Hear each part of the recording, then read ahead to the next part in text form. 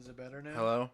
Hello, welcome. I can't believe we're recording a podcast right now. We are. How's that? How about now? Yeah, that's pretty good. That's not bad. I think I need to just adjust it.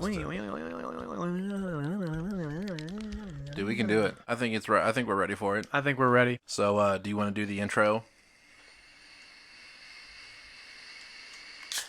Okay. Dude, we taking sips. We taking rips. We taking big sips. We taking big rips. No big deal.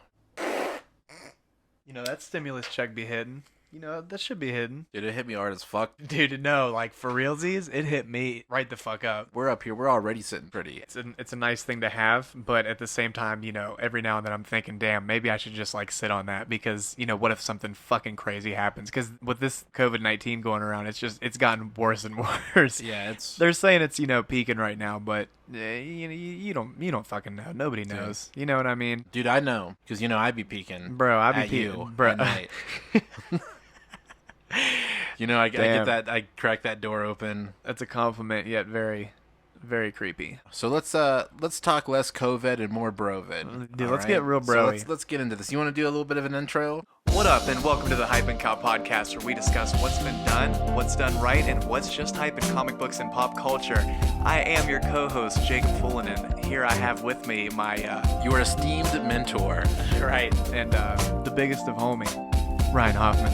Hello, everyone. So, good to be here. It's really good to be here. And we've been here. And we're staying. We're pretty much staying here. We're staying put. We're not going anywhere. So yeah, the world's a little crazy right now. We didn't do anything. It's not our fault. It's not our fault it's whatsoever. Not our fault. Dude, I'm so surprised that we're still like well. Our hands are so clean. Dude, we keep our shit fucking clean. Clean as hell. I mean, it's fresh. To the point where it's just like, we're squeaky clean right now. Dude, I'm peaky clean. You know I be peeking in. Bro, we be peeking. Night. Anytime, honestly. Dude, I'm surprised I'm not in the bathtub right now.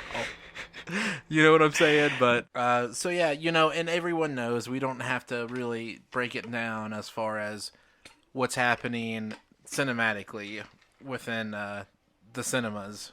You know what I'm saying? Pardon me? Come again? Let me try this one more time, Jacob. Okay. Don't worry about it. Yeah, I'm paying full attention right now. We're all cool. Full disclosure, I'm paying full attention. So what I'm saying is that, you know, we really don't have to break it down once again to the people in regards to what's going on in pop culture, what's going on in the cinemas. It's either halted or, you know, tipsy-turvy. Still coming out, but that means here in a couple of years, you know, everything's kind of on pause right now for the most part. So there's not a lot of news.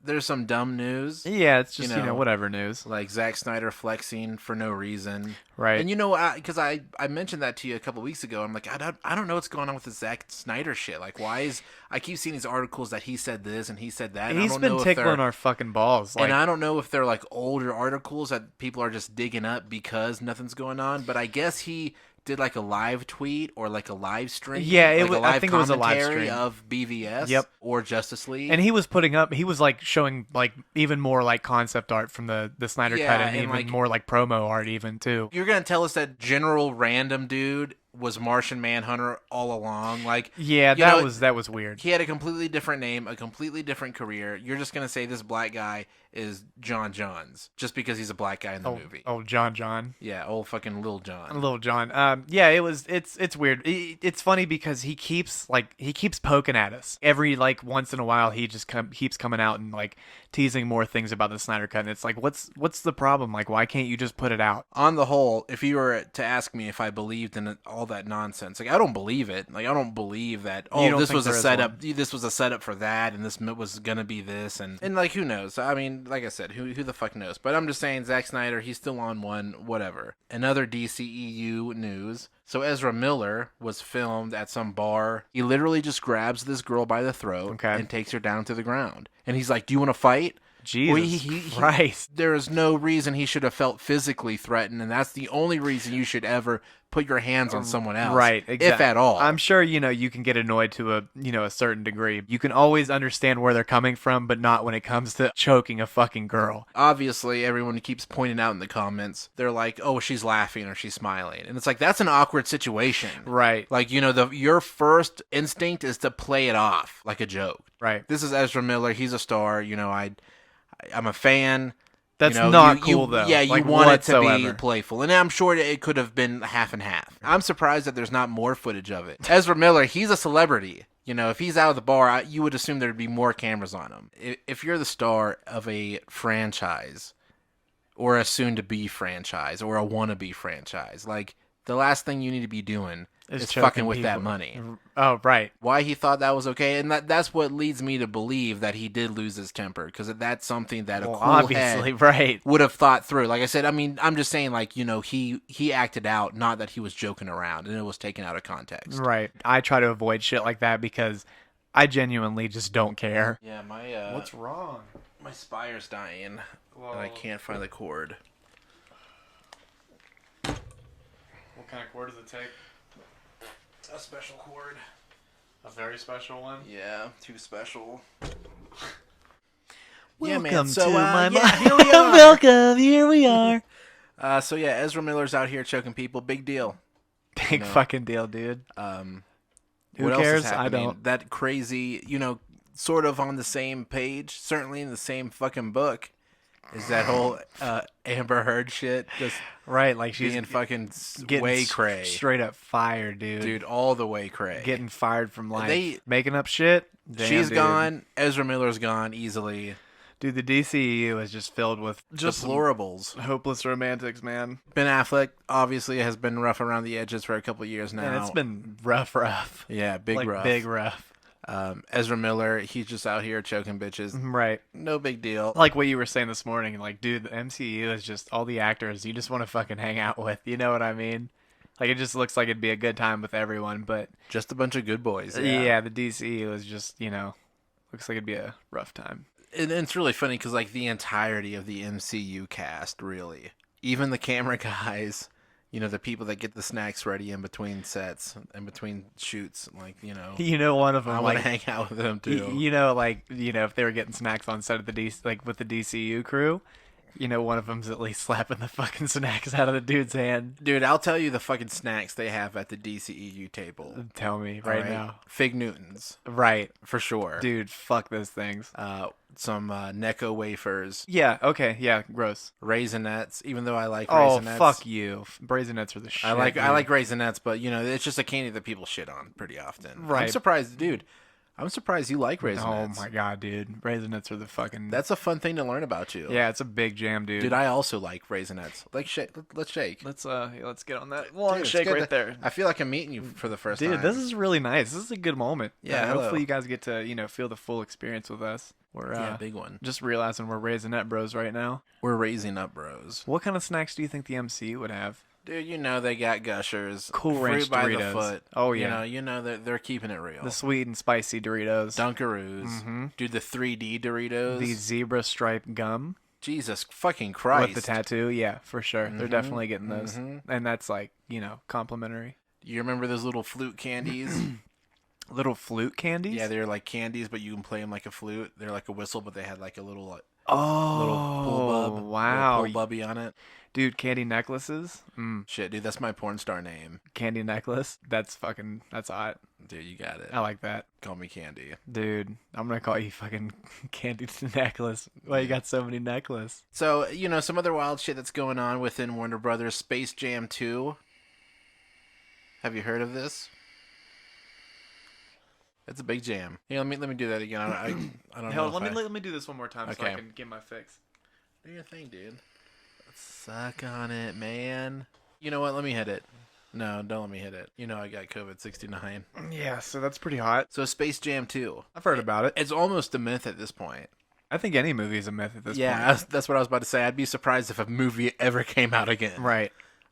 It's a pretty terrifying time. They released an image from Space Jam 2. Was it, it wasn't Pennywise, was it? Yeah, it was the one with the Joker and Pennywise. Yeah, okay, never mind. I did see that. What made this collection of characters so cool is that it was the Joker, Pennywise, and then someone even crazier. Even crazier. Crazier than the Joker. Crazier than Pennywise. It's a clown. No, it's not. He's not a clown. Oh, he's not a clown. He's not, okay. you could say technically he's a clown. He's not technically he's not a clown. Okay. But you know, he be clowning. He be clowning. Dude, he's clowning out there. Damn. Then dude, big clowning too. The biggest clown. Dude, he's out there. He's clowning the biggest. He's wearing outfits. He's doing impressions, silly voices, silly faces. What the fuck? Think Warner Brothers. There's so much. Think of a very, very, very, very, very, very, very, very, very big clown. Dude, big clown. I thought you said he wasn't a clown. He's not a clown, but he's big clowning. I don't know, dude. The mask, the fucking mask. Yep. I got it. I got you. I big got you. Yep. Yeah, I do remember that. Which is but the OG Space Jam didn't have like pop culture references like that, did it? Other than obviously the Looney Tunes. It was only the Looney Tunes. Pop culture wasn't even like a huge popular thing. It wasn't like a huge crossing deal. Different characters over from different universes and franchises. I mean, they had the story that it was the Looney Tunes versus the Monstars. I don't know if they're trying to hint at the fact that this movie is going to be about the Looney Tunes versus like Warner Brother villains, because I don't know what else they would do, number one, and number two, that would be dope, and I would be 100% in support of that, my friend. What do you think, Jacob? Dude. What do you think? Dude. Right, because you don't want to just immediately go back and do the Monstars again, which is something they'd probably do. Dude, that would be sick. That'd be so cool. I'd be really down. I'd be 100% down for that. Because the new Pennywise, super tight. Joker, always tight. The Mask, insanely tight. Never been tighter. Such a great movie growing up. So what are some other WB villains they could use? Dude. Voldemort, that's a Warner Brothers flick, right? Yeah, I believe so. That'd be a great one. Dude, Voldemort. Joker is sounding to be like the most basic of all those bitches. Right, exactly. I mean, you got Voldemort, wild. Right. Dude, what's he doing? Where's he at? No one knows. What's his name? No one says. Pennywise, dude, eating babies, chasing babies. Eating everyone, basically. Dude, he's living his best life. Dude, that's for damn sure. He's eating, and he's eating good, B. And The Mask, dude. Somebody stop me smoking straight up. Dude, oh my God. We need to watch that soon. It's been a minute for me. So OG.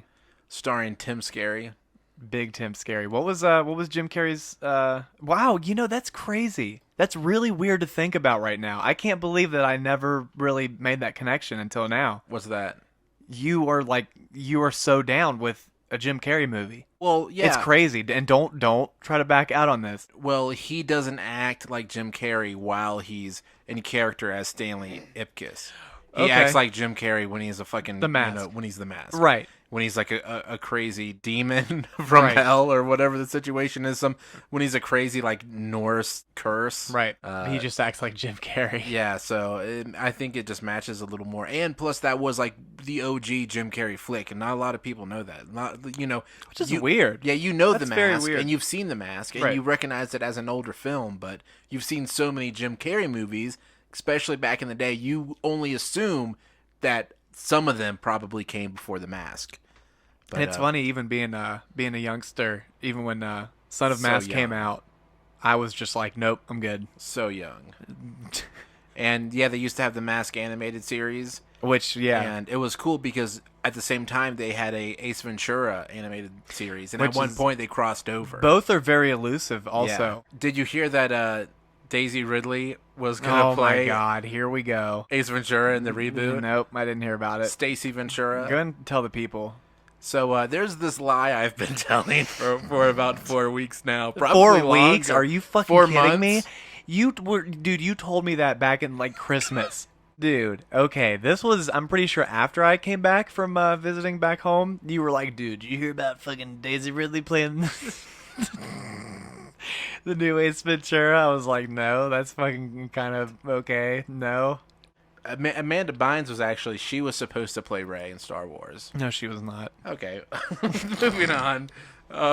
Agree to disagree. Yeah, okay, that's fine. So any other Warner Brother villains? Dude, it's funny because with Warner Brother, you've got so many movie properties. Like, I can't even think of any right now. And it's funny because I literally have 1,000 movies right behind you that I could just look at, but... let's see what we got. Dude, you have shit movies over here. Okay, Jeremiah. You know what? Here, get a picture of me. Nope. At DVD Studios. Get your fucking bullshit out of the background. What? The fucking, weird shit. Oh, it's not that weird. Okay, whatever. We've lived with each other. You better fucking pose. Okay, here's a... Tell me when I look good. I don't have to fucking tell you. No, why did you fucking move? Because I thought you wanted me to move. No. Take a pose. No, don't do that. That's fucking lame. Nope. Yep. Boom. Got it. DVD Studios. All right, so... You know, it's funny because I was thinking that The Shining was a WB joint. You have Dr. Sleep over here, and it's Warner Brothers, so I would only assume, but... Right. Well, you should never assume. That's one thing that we were taught very... Because, dude, if it was the Joker and Jack Nicholson... Dude, that would be nuts. Nuts. Let's see, what else do we have over here? Dude, The Matrix... I feel like I've heard you talk shit on The Matrix. The first one's good. I mean, the rest of them are notoriously terrible movies. So here's my my hot take on it. The only one that's like semi-okay is just the third one. Dude, if you ever tell me that The Matrix Reloaded sucks, you're banned from the friends list in real life. Oh, shit. Yeah, real life. Yeah, man, take me off your fucking top 8. Mm-hmm. Dude, Rush Hour is a fucking WB movie. What's the dude's name from the first Rush Hour? Juntao. Juntao, yeah, Juntao should be. Oh shit! All right, so we got Joker, Pennywise, the Mask, Jack Nicholson from The Shining, Juntao from Rush Hour, dude. That's a pretty good fucking b-ball team. Dude, I don't know much about basketball, but we know about these fucking Monstars. Those are the new Monstars for sure. I think that's our team. So here we are. Yeah, man. And we're back. You want to go out and play some b-ball right now? Let's go, and let's not stay 6 feet away from each other. No, let's get real close. Let's get insanely close. Play a game of get closey. So let's see, anything else popping off news-wise, newsy? Let's I think I had one more thing. Yeah, go for it. But I'm listening. Yeah, sure. It's still recording. Dude, just send me of course, Jacob Daniel Fulwood. What do you think I'm going to talk to you about? Probably Doctor Strange 2. Doctor Strange, D Strange. The second. Dose. D-S Dose. Dose. Dose. 2121. Talk that shit, man. Let's hear it. Talk it. No, you go first. Nah, you go first. So Sam Raimi, he is confirmed as the director for... I told you I was going to go first. D Strange. I told you. The second. So, how sick is that? So, yeah, that's pretty pumped. I'm pumped on it. I'm very pumped. I cannot wait. Because, with the last episode we recorded, we went pretty heavy into detail on some things we... Dude, we went deep in the Strange. Yeah, I thought would happen with Sam Raimi directing the new Doctor Strange movie. So, I'm very excited. This is very cool. Sir Samuel Raimi. And, it's always nice to get some new, some good news during these pressing times. And news at all. Right. Really. Yeah, right. And Dude, I'm sure he just took the gig just to stimulate the economy of pop culture news. Dude, we're only stimulating out here in 2020. Dude, we stay stimulating. We're just getting stimulated. And we stay stimulating, we stay stimulated. It's a stimulation. Yeah. They call me Little Stimuli. That's ridiculous. I mean, you call me Little Stimuli. It's really weird that you say that because I actually don't. I'm trying to think what else he said. Oh yeah, he was saying to someone somehow. I don't know if this was like a interview or if he just mentioned this online or just I think it was just commented back, but he had mentioned, he was like, Doctor Strange has always been one of my favorite characters. Right. And he's like, this is sick. Yeah. As a horror director, as a pop culture fan, someone that, makes the movies that he does, it's not a stretch to believe that, he grew up on comic books and definitely he was, read the books. Deep into like pop culture lore and shit. So yeah, that's fun. So, but will that movie ever get made? We don't know.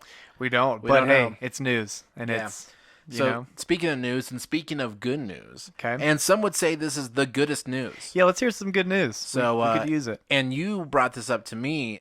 I don't know what I'm talking about. Okay. Would you like to talk about it? I have no idea what you're talking about. So go ahead and lay it on me. So the other day I was doing something and you were pumped about something and I was like, I wonder what he's so pumped about. And you were like, Dog. Yes, you're like, Dog, we're watching this. And I'm like, okay. And I got distracted. I ended up doing a few other things. And then later on in that day, I was like, yo, what were you so pumped about? You were way too pumped. Yeah, I was very pumped. And I'm still very pumped. I'm very pumped. Are you still upset? That we didn't watch it the other day? Yeah, that I ended up doing other things before I could even... I mean, at this point, it happens, man. Water under the bridge. It's not that big of a deal. Jesus Christ. My fucking G. This is ridiculous. It is. Okay, so basically, the other day I was very pumped because if few days before that, I read an article where Kevin Conroy, the former voice of Batman in the Batman animated series, he is going to be reading the first issue of the Batman Adventures Continued. Mm-hmm. I believe that's what it's called. Yes, sir. And we were just chilling in the living room the other day, and I saw that it was posted on YouTube, and I was like, yo. It was a lot more higher pitched than that. I was very excited. I still am. I'm trying to watch that. I'm kind of bummed we didn't watch it before we did this. So, Kevin Conroy, full disclosure, is and always will be. He's Batman, for He sure. is Batman. Always will be. For any of you that don't know who that is, look him up right now. Just drop whatever you're doing. So yeah, if you need your spirits lifted, watch some Batman animated series because I've been going back and watching it big time. Yeah, so if you're feeling down, you're feeling scared in these trying times, just, hop on the net, search for Kevin Conroy reads the new Batman Adventures Continues comic. I mean, I'm sure it'll do the trick. Yeah, I'm definitely going to be watching that after we do this because I'm pretty excited on it. I'm sure you'll be watching a few things after we're done with this. Okay, moving on. So anyway, it's no secret that we're living in a pandemic. All right? It's not even close to a secret. No. The hysteria is dying down a little bit. Right. I can't tell you whether or not the situation is worsening or getting any better, but no, you got me all fucking worked up, Jacob. Now things just don't seem as scary anymore. I mean, now that we're kind of living it and we're getting by and we're doing our thing. I mean, dude, it's definitely scary. So anyway, so speaking of viruses, as scary as they might be, they exist. It's just a part of life. Sometimes you just got heaps of microorganisms jumping from one body to the next. You can't. I mean, what are you gonna do? You can't stop it. And real life, pop culture, fiction, viruses are aplenty. Very plenty. So let's look at how bad things could be. Let's do it. We're just gonna examine a few pop culture viruses. Okay. Comic books, movies, video games, nothing too crazy. Okay, go ahead and lay it on me. From the tip of the dome. So the first one is the carry-on virus. Okay. So the carry-on virus actually originates from the Clone Saga in Spider-Man. Okay. And the carry-on virus is like what causes clones to, disintegrate. It's what causes the cellular degeneration. Essentially, it's what causes a clone to get all dusty and die. So, obviously, that's something that we really don't have to worry about. I mean, it's like, take a look at yourself. Take a look at everyone around you. Are you someone else? If not, then you should be good. Yeah, then you're fine. You know what I mean? Yeah, if you're OG. Yeah, if you're a real OG, then you have nothing to worry about. Right. The next comic book virus is a very famous one. And this is the one that everyone thinks of when you talk about pop culture viruses. Okay. And that's the Legacy virus from X-Men. So the Legacy virus was a virus that was brought back from the future, I believe. Okay. Maybe by Strife or some other big jerk. Mm-hmm. So it's no secret that the X-Men were made to represent racial minorities and specific groups of sexual orientation. Right. Now, a lot of people say that the Legacy virus is supposed to represent like HIV/AIDS. Mm-hmm. Now, later on, it did mutate to where it affected humans as well, but it specifically attacked the X Factor first and foremost. Yeah, right. Humans lost their powers. Right. They died, and right before they died, their powers just went crazy. And one of the biggest deaths was Magic, mm-hmm. Colossus's sister. Right. And Colossus took that hard as shit, dude. He loves his baby sister. Like any big brother would. He loves his sister like she was his own sister. Right. And it's rough. So he ended up sacrificing himself mm-hmm. to create the cure. I think the cure had to incubate in like a living body for so long. That was very, very heroic of him. Yeah, it really was. So I don't know. Okay. You seem very disappointed about that one.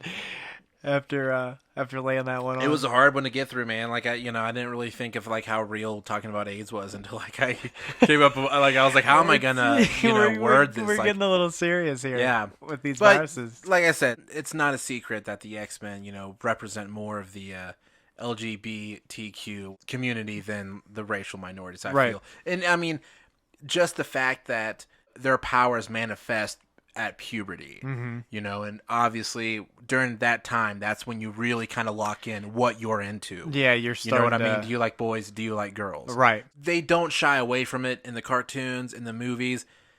any representation of the X-Men on a larger scale, where like just, normies would know the lore. Part of that lore is the fact that people fucking hate mutants in those movies. And that can be said for in like real life, people just hate people for being different. Yeah, and like that's the X-Men story. Exactly. They're superheroes and everyone hates them. Now a lot of people say like, what's the difference? Like, why do they hate mutants and they don't hate other superheroes that also have superpowers? Exactly. Like, what's the difference between mutants and the Fantastic Four? The Fantastic Four, they are adventurers. They got caught in some cosmic bullshit, and then they have superpowers. Powers that don't really differentiate them from any mutants. People hate mutants because anyone could be a mutant at any time. Like, you don't have to worry about your kids getting hit with cosmic rays in the classroom. Right. But the kid sitting next to your kid in class, at age 13, 14, 15, really finally getting those hormones, hitting puberty. Right. Maybe their mutant power is that their tits turn into black holes. You know what I'm saying? Like, fucking crazy. and that's why people hate mutants, because it's unpredictable. People are afraid of what could happen. Right. That's the reason people love Captain America, but hate a mutant with the same abilities. Right. So yeah, legacy virus, like I said, it's probably one of the most famous fictional viruses. Since we're on this X-Men kick, this is one that is relatively well known to people, and that's the techno-organic virus. Right. That's that shit that Cable's got. Also from the future. Yes. It's been retconned a few times, created by Mr. Sinister. It was created and or manipulated by Apocalypse. I know it comes from the future. They might have tampered with it after the fact. There are other characters that have the techno-organic virus, and there are different strains of it. But just to talk about, the main strain that everyone is aware of, people will know the techno-organic virus because people have seen Deadpool 2. And I don't even know if they really explain what's going on in that movie in regards to Cable and like his robotics. Everyone in that movie even sees him as just a guy with like another robot arm, or like I don't know if they go into details whether or not like it's a virus from the future or what the case may be. I know that you see him without a shirt, and it kind of might look like it's like melding into his physiology. But yeah, that whole movie, like it's like in that movie though, like is he a mutant? Does he have powers? Whether or not he has powers in the movie, he does have abilities that are attributed to his techno-organic virus. He can do something with his eye. Just shoot lasers from it. Dude, just one single laser. Yeah, just one. It'd be kind of weird if it was more than one. I can't remember how this was depicted in the movie, but in the comics, he's always drawn with that glowing eye. Right. And that glowing eye has nothing to do with the techno-organic virus or any of the cybernetics. Like, that's just him using his telekinesis to hold the virus at bay. Okay. So that's like him. Like, he always has it because he's always he's always lit. He's always using his power. Yeah. He's always lit up, man. Yep. He's always way lit. So, there's been times where, he's gone full techno. Full on techno. Yeah, just, dude, I'm talking about, like, the disco Prodigy shit. Yeah. Jesus. I've never really fucked with the X-Men too hard. I thought you did. I thought that was that Jonas. Jonas? Yep. Yeah, Jonas is he's an X-Men dude. He's one of the original. Yeah, he's the OG X-Men. X-Men. So let's get into the sexy ones. You wanna get into the sexy ones? So the hunger virus, that's the Marvel T virus. Okay. That's the Marvel zombie virus. Okay. And right. The origin for that is also kind of ambiguous. It's kind of sketchy. Like with a story like Marvel Zombies, which really isn't quote unquote in continuity anyway. Mm-hmm. It's like someone writes a new installment and has like a new origin. It's a spin-off. When you have spin-offs of spin-offs and you don't know like what origin is, true or not. But the cool thing about the Marvel zombie landscape, to say the least, is that there was a crossover earlier on with the Ultimate Fantastic Four, and which is a pretty famous crossover. Like Ultimate Reed Richards, who at the time was just evil a kid. As fuck. Well, at the time this is when he was still kind of like he was still a good boy, and the Ultimate Fantastic Four counterparts of the Fantastic Four are famously kids. Okay, right. They're youngins. Yeah, they're just little wee bodies. Okay. In this storyline, and in a story written by the writer famously. So in this story, or not, Reed Richards is able to communicate with another Reed from another dimension. Right. He comes across like 616 Reed. He's like, yo, I'm a dad. I'm a fucking superhero. Right. People love me. Like, if you come kick it with me, I can show you how to be a superhero. I can show you. I can get everyone to love you. I can show you the way. I can show you the way. So he does it. Yeah, you know, of course. Yeah, dude. Even if it's, he of links course, up. if it's yourself, you're gonna be like, he links up, so he crosses the dimensional barrier. Yeah, he crosses over big time. This is a big crossover, dude. And guess where he is? Marvel Zombieland. Yep. And it's fun because you see the Marvel zombies. It's not like zombies are always fun. It's not like the ultimate comics version of the Marvel zombies. Like you see Captain America in like a 616 outfit. Oh, okay. You know how the Marvel zombies are obviously modeled after the 616 to an extent. Mm-hmm. You know, that version of all the characters. So you have Reed Richards, who's used to seeing a variation of Thor, right, is now seeing this version of Thor. Like, so it's not like they're zombie versions of the heroes he knows being like the ultimate versions of those heroes. Right. So it is like the OG Marvel zombie dimension. Universe. Right. Just to wrap that story up, Magneto comes to the rescue. He's like, "What up, Reed? You're a human. Come with me. I've been like kicking it with all these humans. Even though I famously hate humans, like, what are you going to do? Like, I hate zombies more."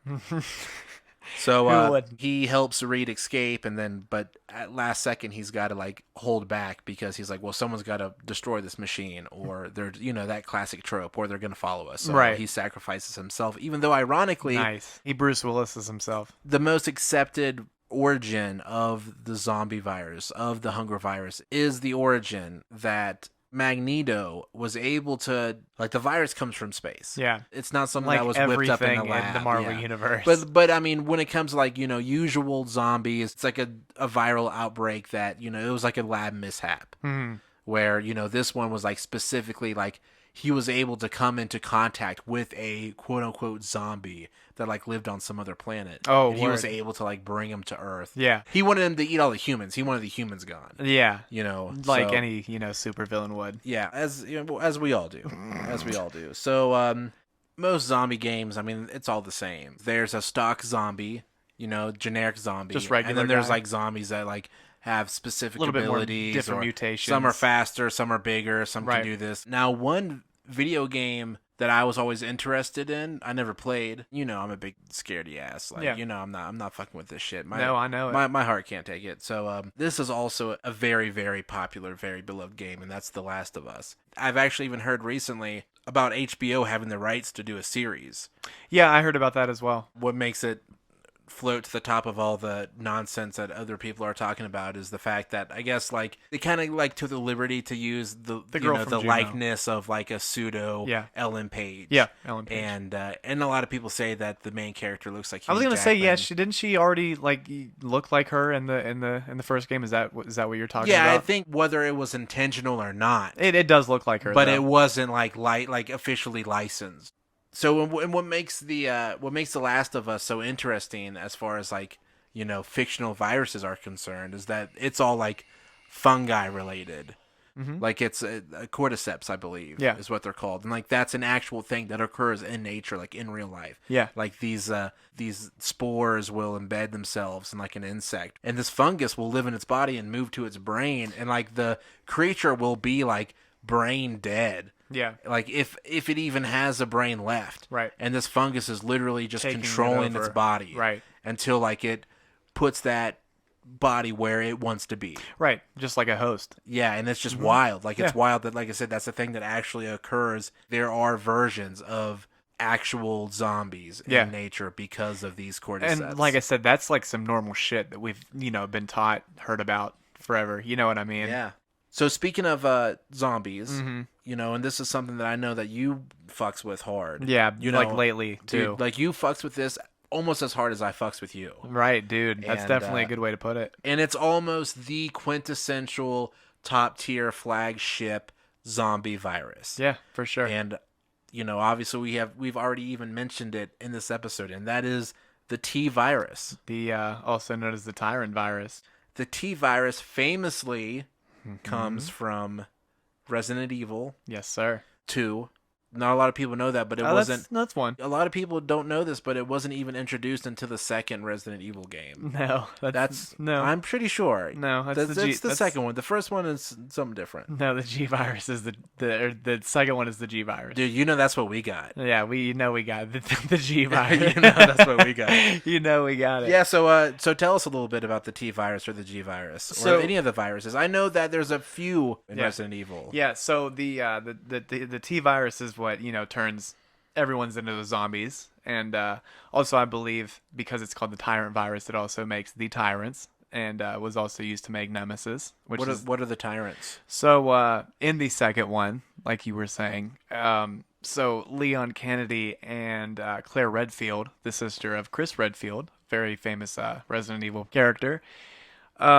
So throughout the game, there is a very large man who's very pale skinned. He's in like kind of like a trench coat, and he has like in the remake he has a top hat on, but he just chases you throughout the whole police station. Like, doesn't talk, he just chases you the whole time, and it's terrifying. And he's a tyrant, but also known as Mr. X. And there's other tyrants? Yes, so in the third one you find out that they make like them in like, tanks in Umbrella Corporation, and they're like underground labs. Basically, to like kind of lay this out for you, Umbrella has been making these things to kind of wipe out the more higher up people that are trying to figure out why this is going on. Because Umbrella Corporation is a pharmaceutical company, but they've been like putting that on as a front because they're making like bioweapons to create these like zombies and crazy creatures and shit like that. Yeah, like I said, the T virus is what makes like the zombies and all that, and they also make the crazier big guys like the tyrants and the nemesis and all that. But in the second one, the more famous virus is the G virus, which is I believe it's the immortal virus. So basically, the dude that works for Umbrella, his name's William Birkin, and he makes this virus. But people, I think it's like the government finds out that it's like a super fucking crazy virus, and they're trying to like stop him, and they like accidentally kill him. But like right before he dies, he injects himself with the G virus that he's been like working on. So throughout the game, he just keeps like getting like crazier and crazier appearance wise. Like, he grows like a huge fucking arm that has like an eyeball in it. Yeah. Right, and then like the stage like 3 is like he has like 4 fucking arms and like crazy shit. Like the 4th stage, he's just got like a huge mouth, and then the 5th stage is like at the very end of the game, they're in like a train, and it's like eating the fucking whole like train. So it's just like a big blob at this point with like sharp ass teeth. Yeah, so they just keep like getting worse and worse throughout the period of the game. Yeah, I mean, Corona's bad, but at least we're not growing arms and eating shit. Exactly. But what's really funny is that during this pandemic, they released the remake of Resident Evil 3, which obviously Resident Evil is famous for viral outbreaks that are turning people into zombies. It's definitely not a coincidence, everything that's being released recently. Exactly. But I've been fucking like super hardcore with Resident Evil. It's they've been putting out these remakes lately, and they're really good.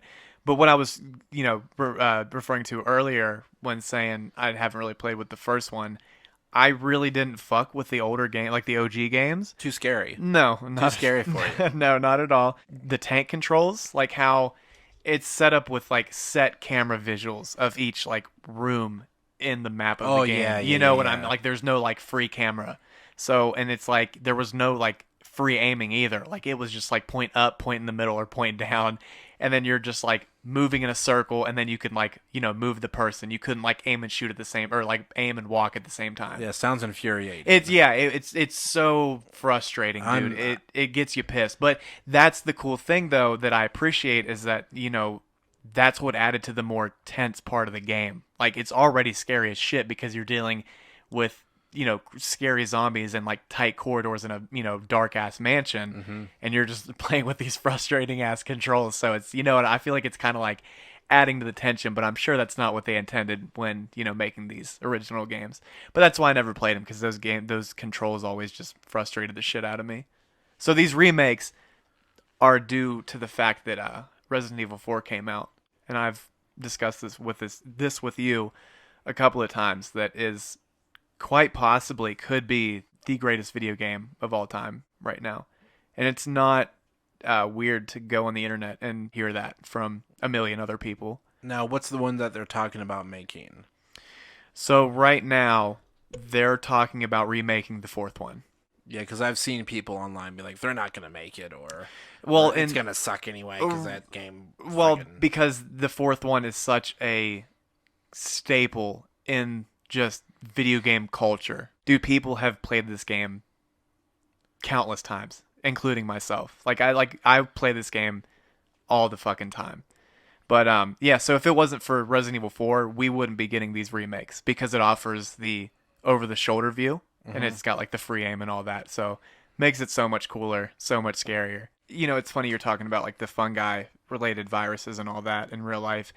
The seventh Resident Evil, the newest one that's come out. Well, I mean, if you want to talk about chronologically, the virus in that is called the mold, and it's kind of like a fungi almost. It takes over your body, and you can almost kind of like mutate into like whatever form you want. Sort of, kind of like your stock zombie in that game is like these like moldy creatures. So, but going back to the whole remake of Resident Evil 4 thing, because that game is such, I put that in such high regards. At first, when it was a rumor like for at least the last couple of months that game was going to be remade next. And I was very much against it, just because it's like, you know, why remake something when it's already perfect? You know what I mean? Mm-hmm. Yeah. And then it was like a couple days ago, and it was like one of those, which is funny, like a breaking ad on Facebook, like how on the top left it'll be like breaking. And it was one of those, and it was for Resident Evil 4, and it was like, yo, apparently the Resident Evil 4 is in, like, the, you know, works to be remade right now. And I'm like, you know what? Like, you know, bring it on at this point. It's like, what are we gonna lose? It's out on almost every console that there is, and it's like, if this remake sucks, like, how could it suck though? Like, I just don't understand why people have such little faith. Because what it is the fourth one was the very first game of the Resident Evil series to introduce the over-the-shoulder camera, and I've heard someone refer to this pretty recently. It's called stop and pop.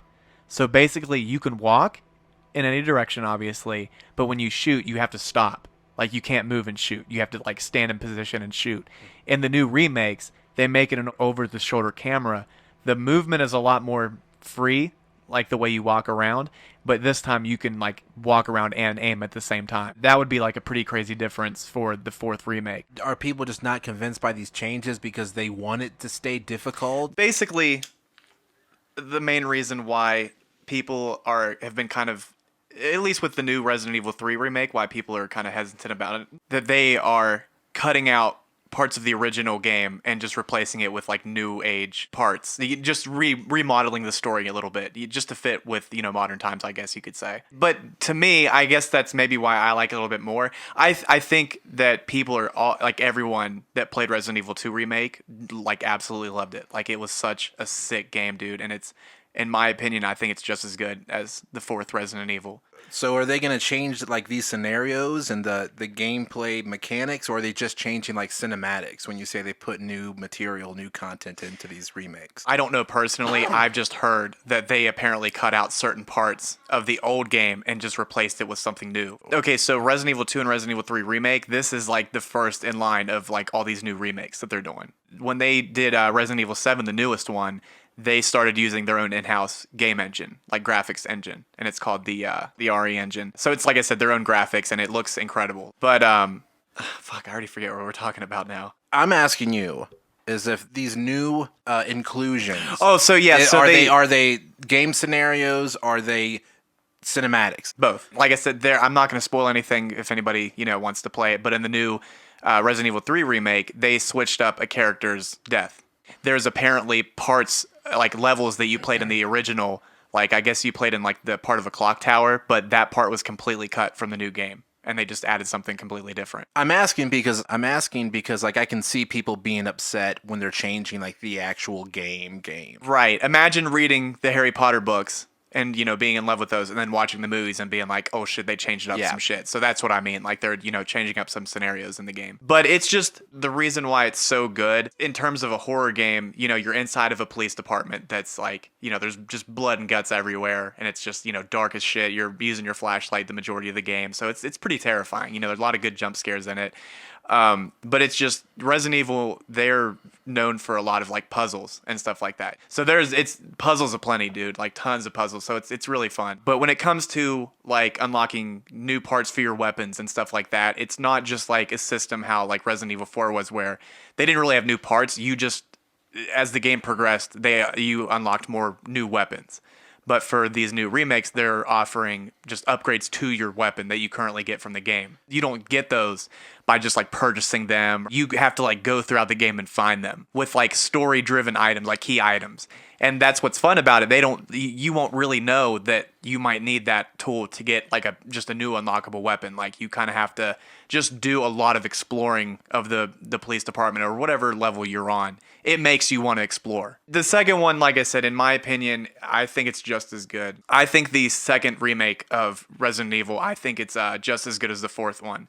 And, because the fourth one was the first one I started out on. I'm all about Leon Kennedy. Like, he's super cool. But there's some interactions between some of the characters in that game. And they're like, oh, hey, man, I remember you. And I'm just like, I don't know what the fuck is going on right now. So it was cool. Resident Evil 2 is Leon Kennedy's, like, introduction game. So it was cool to find out. Kind of like in a Star Wars-esque way. Like, I started out with the middle game and then, went now I'm going back to the beginning of it. That was really cool to me. But like I said, I really, really am about the second remake. It's really good. I think the key to a good remake is changing it up a little bit. You don't want the same movie. You don't want the same story. Why would you want the same game? Right, exactly. Like, I know a lot of people get kind of butthurt when their favorite novel or comic book or video game is like adapted to a movie and it's like, do you want to know what is happening the entire time? Right. And even if it's not to like keep the audience and the consumer interested, I mean, just to switch it up, because why even remake something aside from like the improved graphics? Mm-hmm. You're going to have to switch it up. New weapons, new scenarios, like you're saying. I mean, I would imagine that in a video game, that would be key.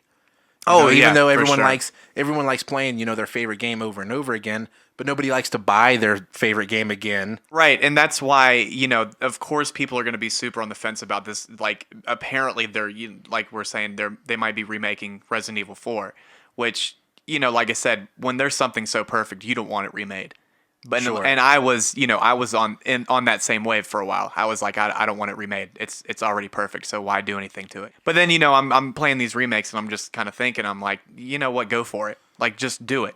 What's the worst thing that could happen? We're still gonna have the original game, and that original game is out on like every console possible. Yeah, it's not going anywhere. It's not going anywhere. So like I said, if this remake does suck, that's no big deal. Yeah, and that goes for everything. Like, every time someone gets upset or butthurt or pissed off because something's being rebooted. Yeah, because something that from their childhood is being remade or something. Right. Listen, it's not ruining your childhood. That shit is still out there. That content is still out there. Right. Just fucking chill about it. The reason why I'm excited is because the way they remade these new Resident Evil games, it's such a great just flow. And I'm hoping that if they do the remake of Resident Evil 4, they use the same kind of system they're using for these current remakes right now. Do you think the next remake is going to be for PS4 or PS5? No, so it's funny you say that. So Capcom just recently put out a survey.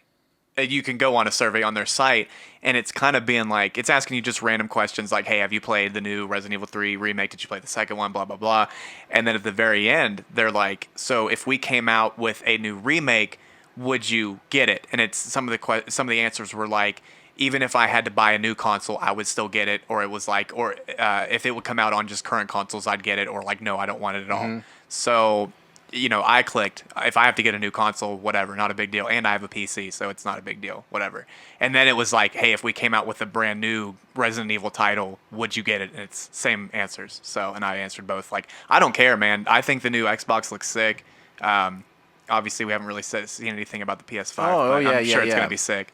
But either way, yeah, I mean, I would love to see the same system used for these new remakes. But even if we had to get like a PS5 or the new Xbox X, I'd be totally down for that. But yeah, dude, I mean, Resident Evil, it's pretty crazy watching you play it the last couple of days. I mean, I have seen people play zombie games. Yeah. And I have played them. They usually have the same tropes. And it's, it's usually bigger worlds. Right. Bigger guns. Like, what I like about watching you play Resident Evil is that it's slow, it's tight, small boards. Like, they're really leaning on that suspense. I'm actually really glad that you mentioned the whole you mentioned the bigger worlds kind of thing. The one thing that I really wanted to talk about is the really awesome thing about some of these new remakes, especially the second one. Talking about how you get like weapon upgrades. Like, it's not just through like you just find some like random shop in the game and you buy these new parts that's just random as fuck. Like, you actually have to go and find them in certain parts, and sometimes you have to do like backtracking, but like not like crazy backtracking, you know what I mean? So the map in itself really is one big world. It's not like a linear design where it's like, okay, you're in the police station, but now you're in this world and you can't go back to the police station. Like you go from the police station to the sewers and then to Umbrella's underground facility. So I find out that when you're in the sewers, you're thinking, because there's a part of the level that shuts off the entrance of how you got into the sewers. So I'm like, oh, there's no way we're going back to the police department. Like, that's done. There's a secret, key. Well, there's a key item you have to use in the game, and you can use it to get a weapon part that takes you back to the police department from the sewers. So, like, it's all one big level. I hate side missions. Like, I'm all about it. I know a lot of people are all about, like, going back and doing this. And I love that kind of shit. And then, I just, like I said, I want to play a game. I want the game to be, I want it to be designed in a way. It's like, this is how the designer wants you to enjoy this game. Right. Yeah, for sure. It's funny because, back in the day, like, around in high school and all that, I was heavy into like multiplayer games, like always playing with, the homies back home and all that. But now anymore, I honestly don't really fuck with multiplayer games anymore. I like story games. I like to be able to sit in my room, play a story game, and like get sucked into a story if it's really good. Yeah, and I've been enjoying a bit of that lately. It's my favorite, dude. I love it. I've been playing God of War, as you know, and that game's still beautiful. It's a ridiculously beautiful game. And I know it's a couple years old, but even like on my 720 plasma, it still looks terrific. Yeah, it's crazy. And it's funny because, fucking sick. Oh, dude, don't you love it when it fucking does that? Oh, it's recording.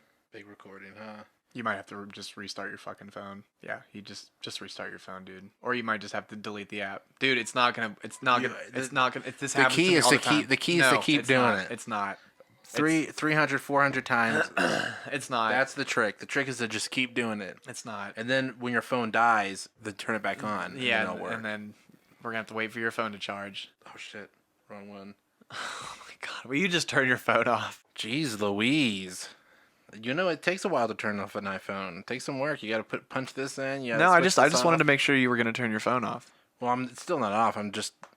You're still pressing the phone. No, it's not. It's not. It's really not, key. dude. This has happened to me countless times. Dude, that's like the trick is to just keep doing it, and eventually something will happen. Yeah, me getting pissed off, even if it means your phone dying. So you can't just turn your phone off and then on. You got to let it die and then turn it back on. That's the trick. Why? Then we're going to have to fucking charge your fucking dumb phone. No, the trick is to... I'm pissed. The trick is to open the app until it works, or open the app until your phone dies. I hope you're not being serious right now. Then you let your phone charge. I really hope you're not being serious right now, because you know 100% yourself that that's not the case. And then after your phone charges, then you turn it off and turn it back on again. Dude, I know these things. No. I've had an iPhone for years and years. That's weird because you haven't. Because I remember you used to have an Android. Dude, I've had them both. Yeah. I go back and forth. Yeah, see, I've never had an Android. Never will I. Ever. See, but that's how you don't know the real workarounds until you're on an Android for a couple years. No. And then Apple really starts to make sense. Will you do me a favor? Uh-huh. Will you turn your phone off and turn it back on? I can't. Eventually it'll turn itself off. Okay, cool. So you want me to stop recording and start all over? I don't care. I'm gonna. Sony's been eyeing up Jason Momoa for the role of Kratos in the new movie, which I would imagine is being based off the new God of War game. Right. It's funny because there's so many people that people are like, dude, that are all on board for like certain celebrity. They're like, yo, this person would be 100% that fictional character, like to a T. And you usually never see it happen. But like people have been talking about wanting Jason Momoa to play Kratos for like a minute. Yeah. So and like you see a lot of the side by side images, especially when you see like older beardo Kratos, and then you're like, well, that looks tight. But if you imagine Jason Momoa pale as fuck, right, just fucking ashy white, then it's like, damn. Yeah, he'd look crazy. He'd look pretty darn close to. I love them both. Okay. Who do you love more? Who would you rather be your dad? Kratos or Jason Momoa? Jason Momoa, obviously. That's a hard one, man. Not really. I mean, Kratos is kind of... Kratos, yeah, boy. I mean, boy. Yeah, he seems like a pretty strict dad. Yeah, I guess you're right. He seems like a pretty strict one. But Jason Momoa seems like he'd be strict, but he'd also have a little bit of fun with you. Keep in consideration that Kratos being your dad makes you half god at the very least. Which is also dope. What would you be the god of? Hanging? Probably, yeah. Probably just hanging a dude. Yeah, I'd be just the god of dude. hanging. Yeah, for sure. Yeah, Snacks, just vapes. big hanging. Like I'm good to hang out. Dude, you're steady hanging. Dude, always hanging. You've got that you've got the desire to hang too. It's always there. You're making a lot of sense right now, and it's kind of making me angry. Yeah, I feel like you have the desire to fight in the name of hanging. Yes, for sure. That's a 100%. You would hang. I would literally fight someone to make sure that my rights to hang out weren't perpetrated. You would hang someone. You would hang yourself if that's what it took. If that's what it meant. Yeah. Okay. All right. So back to Resident Evil. Just to cap this off, pop it off. Just we'll go back to Resi Evil real quick. Do a little stop and pop. What do you think? Any more details you'd like to disclose? Any more ideas? Any thoughts? Any concepts? Any theories? Any? Well, so any shout outs? To shout out Capcom for just killing it lately. But just to kind of finish off this Resident Evil talk, there is apparently some leaks out about a new game coming out, like in the continuity of Resident Evil. It's apparently going to be called The Village, something like that. It's going to be sounds spooky. Yeah. It's going to apparently have some like culty vibes to it, which is always cool. And them talking about remaking Resident Evil 4, I would rather have just an OG Resident Evil remake, which has already been remade, but just like an HD version of the older mechanics. You know what I mean? It was remade from what to what?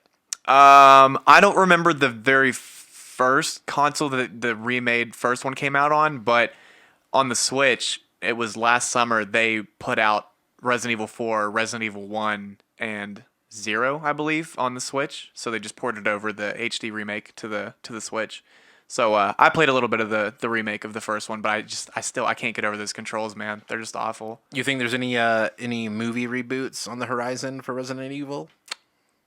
I don't know if I heard something about maybe them trying to reboot it. I'm sure it's in talks. It's some from someone, but it's I'm like, man, I kind of want to watch those, and then I like kind of start looking them up online, and I'm just like, man, I don't miss those movies. What comparing the games and the movies, like, are they similar? Same characters? Like, what's the situation? Now I've only seen I think the first like 3 maybe, but you have to consider at that time when they came out, movies weren't as official as they are now when it comes to like adaptations or comic book movies, stuff like that. So you can imagine it was kind of corny. Are there any sick Resident Evil tie-ins popping off for these releases? Any sneakers, any threads, any? I don't believe so in the sneaker game. There's definitely some custom Resident Evil sneakers out there, not to my knowledge at least. Because recently I saw that Reebok, they were releasing an Alien shoe. Yeah, yes. And but it's weird because it's based off of like the military presence that exists like within the Alien movies. Like it's kind of like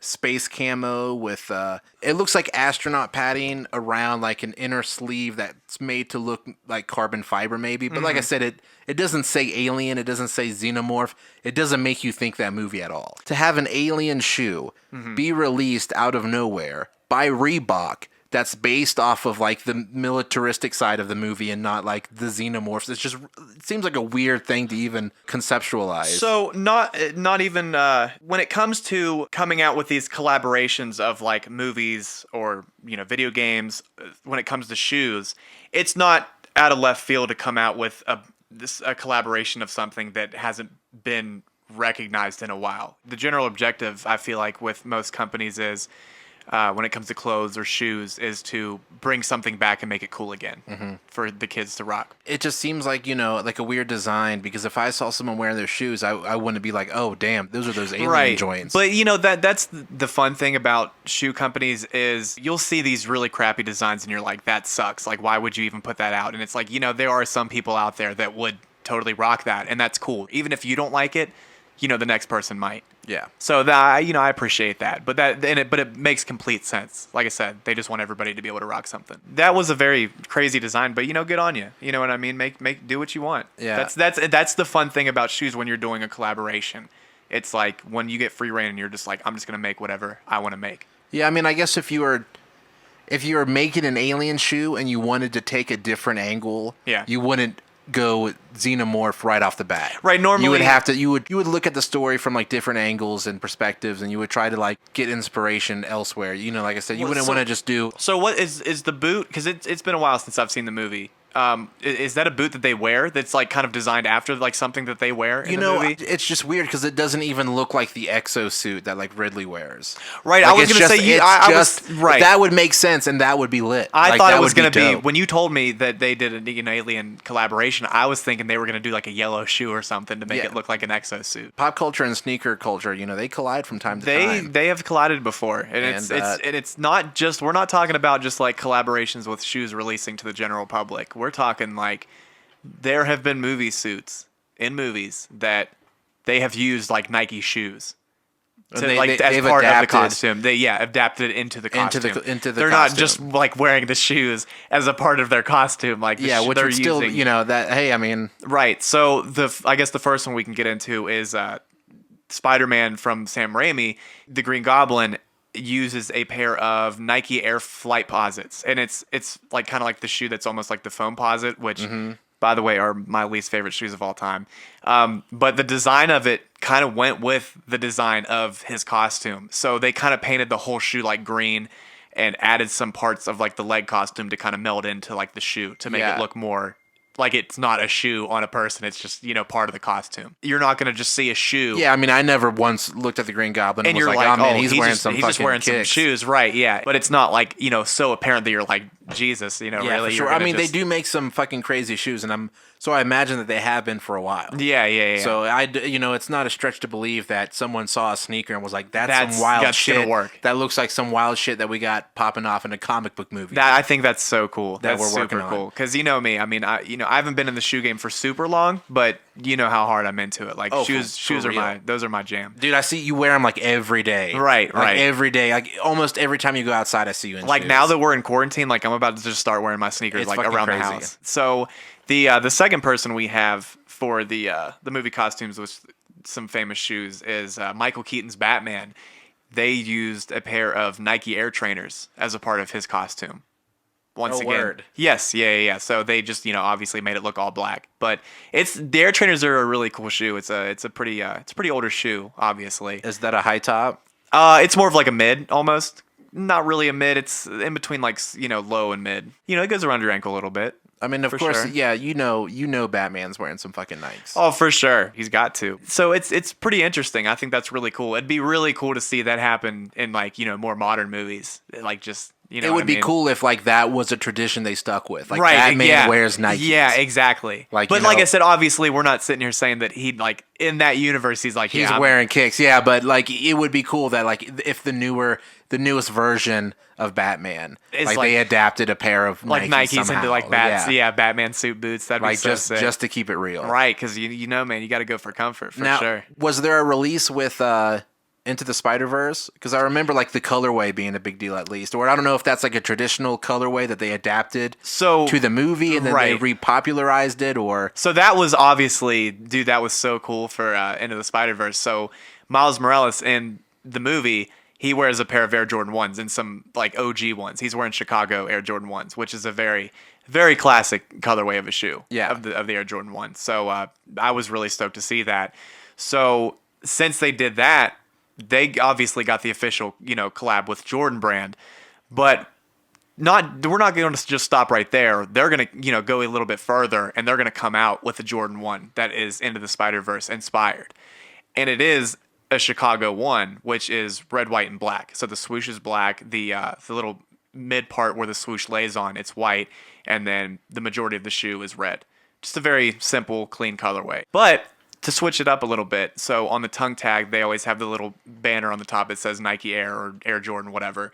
The color of it is blue and red, so that's pretty cool. Nice, yeah, very cool. But, the thing that they did for Into the Spider-Verse movie is it's made to look like it was colored by, like, the old days comics, like with the dot color. Yeah. And so on the shoe, they put like little 3M dots. So, word. Yeah, so they're dots like all over the red parts of the shoe. I believe the white too. But they're 3M, so whenever you're in the dark and you have like you take a picture with a flash or like a car drives by with its lights on, it's gonna light the whole shoe up. Yeah, and obviously, obviously that colorway, not only does it signify the Bulls, but it so happens to be the colorway of Miles's suit. Right, but it's just very cool because for me, the Jordan 1s, I have all kinds of favorite Jordans. You hear me talk about every one of my favorite Jordans, but the Jordan 1 is just such a classic shoe. Like, it's like, dude, everyone loves Jordan 1s, and that was just really cool that they, implemented that in the movies. Yeah, I know you have lots of favorite Jordans. I do. I really do. I say it all the time. Michael Jordan, Montel Jordan, Jordan Brammer. Yep. You're just a fan of Jordans, man. I love Jordans. Anybody named Jordan, I love you. Big shout out. That's the shout out for the podcast. Oh, the big ups to Jordans everywhere. Yeah. Any Jordan out there, I love you. So what are the odds of Nike and Heelys ever doing a collaboration? That's probably a big old hard pass. But, you sure? Dude, that'd be sick. I'm sure somebody's done it, like custom. Dude, Heelys are sick. Yeah. Those are for the real ones. That's the power move right there. If you ever want to make a power move in your life, that's what to do, for sure.